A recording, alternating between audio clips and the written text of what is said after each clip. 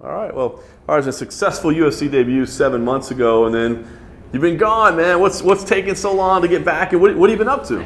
So much, man. Life keeps going, right? First and foremost, we've been in the gym working with my coaches, getting better all the way around, striking, the wrestling, the mixing of the two, just making it second nature.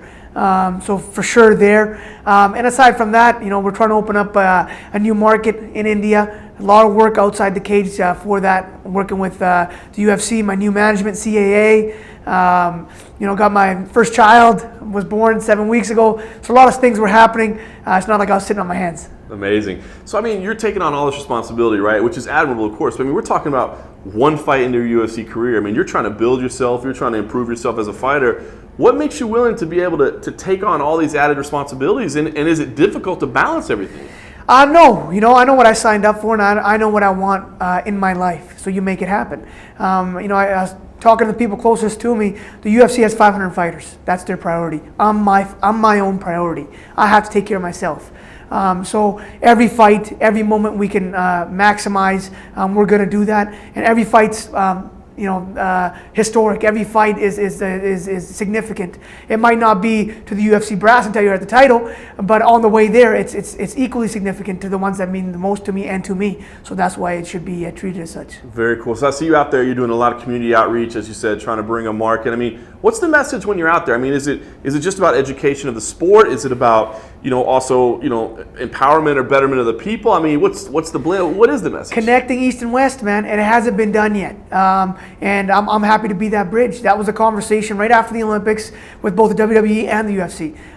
They needed that athlete to be that bridge, the Yao Ming for what he did for the NBA, if you will. And every major sport is wanting that 1 billion plus fan base. Every major sport, and the UFC's got their guy and has the jump on any other sport now. So I'm excited for that, and it's a natural fit. You can't go out to India and be smashing buses and expect to connect with fans. It's about humility. It's about respect. It's about honor. That's the Asian way. That's the way I was raised. So it comes out real naturally anyhow. And aside from that, I come from a wrestling lineage. Much like the collegiate wrestling system here in the U.S., that can be the feeder for in India. Thousands of years they've had wrestlers come through and training wrestling, and there's that culture there. And then at the Olympic level now, and boxing as well, Vijender Singh, those guys they're kicking ass out there. And they're hungry for a different sport to come out there. All they have is cricket. And 300 million people tuned into the cricket last year, to the IPL. So look at those numbers. It's unheard of. And we're putting that groundwork out there in India. And I've told them, as soon as you hold an event, it's going to blow up. You have to hold an event there. And that's what the people, I was out in India after my last fight, and that's what they're saying. Like, when are we going to have this here? The WWE's already out there. They're already doing shows. So it's about time we get out there. So I guess I was going to ask you what the reception is like, but if they're asking for a live event, the reception must be pretty good. Yeah, that's what it was. Generally the cookie cutter method's been you do a tough show and then you do an event.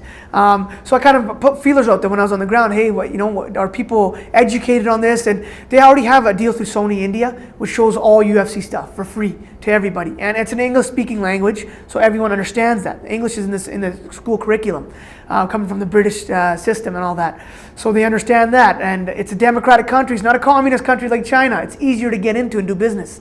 All that stuff lines up perfectly. And like I said, talking to the people, they're like, people know what this sport is, but the athletes don't know it's a viable option yet.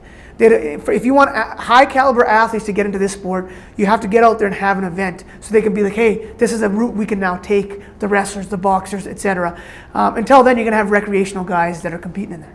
That's crazy. So all this is on your plate, but you said you are getting the time training as well. Are you in an academy? Are you doing it on the road? Talk to me about kind of your development as a fighter. Yeah, that's a priority. If you don't win, none of this other stuff matters. I'm a competitor first. I want to compete. I want to be a world champion. That is my priority. Point blank, period. Myself, my coaches, that is the goal. But like I said to everybody else, I've been doing that for years. I'm a winner. I know how to prepare. I know how to compete. This other stuff, I want to be able to make sure I do as well now, because that stuff is automatic. I know how to do that. I will do that. As long as you have those priorities in mind, coaches on down, you're in the right place. So I got the right people around me, and we're tackling this thing the right way. All right. So after this layoff, well, at least layoff from fighting, but you've been busy the whole time. You're returning on Saturday. one of the holiest days of the year, correct, in the religion. So was that a coincidence? Did you select that day? How did that work out? It's unique, man. We were actually trying to jump on that London card for March 3rd. Competed in the Olympics, big Indian population. That's the one we were telling them, let's get out there, right?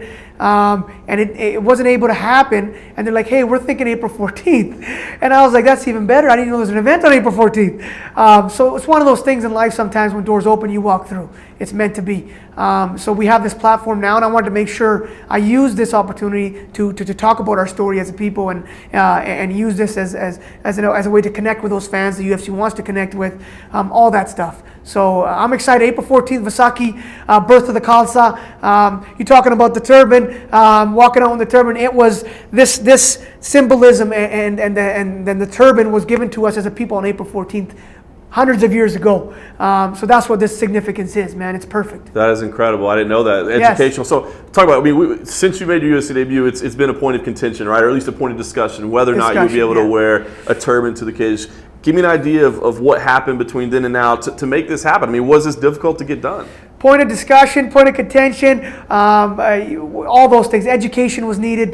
Just talking about it. I guess that ask had never been brought forward before. And that's all it really was.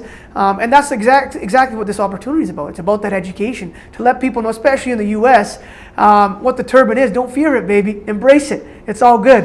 We're a people that's very open. Our belief system, we've been fighting for equality, for freedom. It doesn't matter what caste, what gender, what belief system, for all people. That's what we are. We're very open people. So don't fear the turban. Embrace it.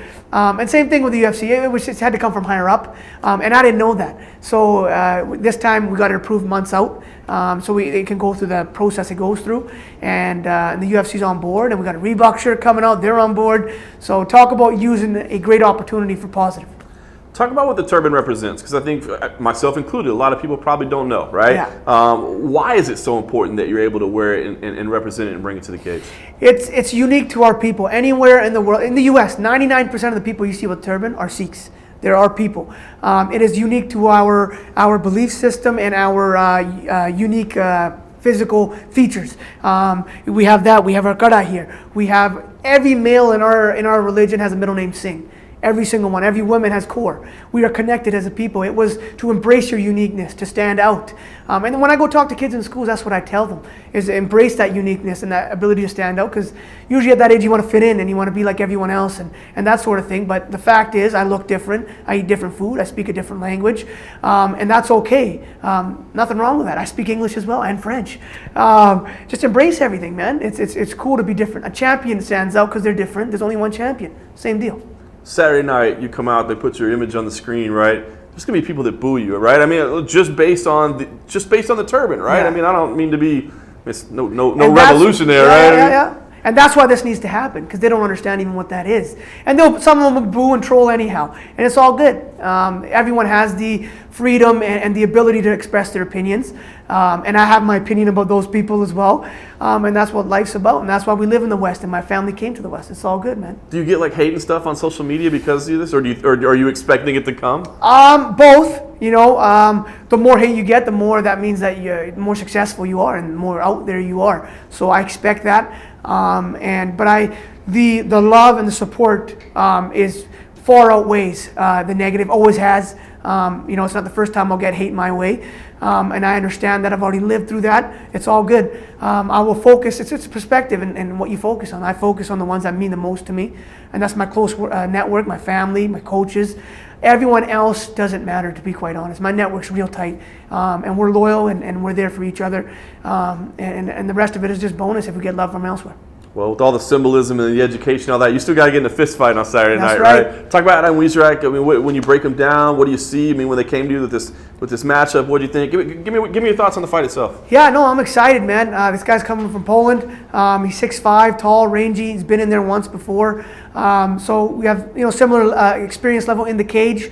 But again, I think my history as a high-level athlete and competitor, and my experience in dealing with opponents of his body type, competing against them, winning, with pressure and lights and all that type of stuff, that's going to pay dividends. my experience going through the grind in terms of preparation and execution. Everyone, the higher up I go in this weight class and in rankings or what have you, closer to the title, everyone's going to be big, strong, in shape.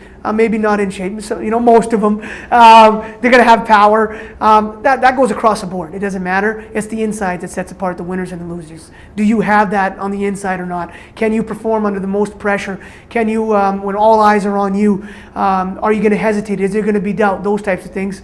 And I've got supreme confidence that I'll be able to perform under the brightest lights, with the most set of eyes, with the most pressure. That's where I rise to the occasion. That's what I do. Do you think this will feel different the second time around? Because, as you said, I mean, it's not like you haven't been in the spotlight before, but it seems like no matter where people come from, the first time they get in the UFC, afterwards they always go, yeah, I was a lot more nervous than I thought I would be. I mean, was that the case for you, and do you think this will feel different?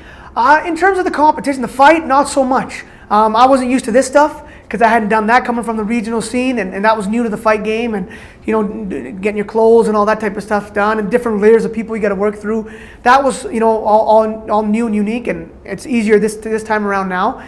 But once that cage door closes, I do that daily in training. It's nothing different. It's the same approach. I have the same people in my corner, and it's got a canvas in front of me. That's all it is. It's not about him. It's about me. Can I execute? It's about me.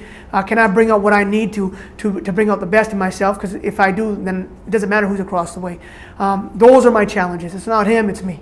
It's important to be a UFC champion. That's been my childhood dream, is to be a world champion. I'm still on that mission. That's the only thing that drives me daily when I don't want to train, my body hurts. And I have other options. This is a choice. I don't fight for a paycheck. I could do many other things. This is a choice for me. When people say, I need to fight to put food on the table, I'm like, that's crazy. If this is what you have to do, go sign up for something easier, man. You know what I mean? You got mouths to feed. That's an unbelievable amount of pressure. This is a choice, and I choose to have fun. And when I don't want to, I'll walk away. I don't have to do this. And aside from that, I have everything I need to succeed, to squeeze that out. I want to be, yes, the representative of my people. I want to be the bridge for East and West. I want to be a good father. I want to be a good son, a great husband. I want to be all of that. Why choose just one thing in life? When you play this thing out, how do you see this one going down? I will come up with my hands held high. I will pressure him the whole time. I will punch him. I will kick him. I will knee him. I will take him down. He might get up. I'll take him down again. I'll beat him up. Whether he gives in the first round or second round or third round, we'll tell what he has inside of him. But I will stay consistently on him the whole time, and we'll finish him.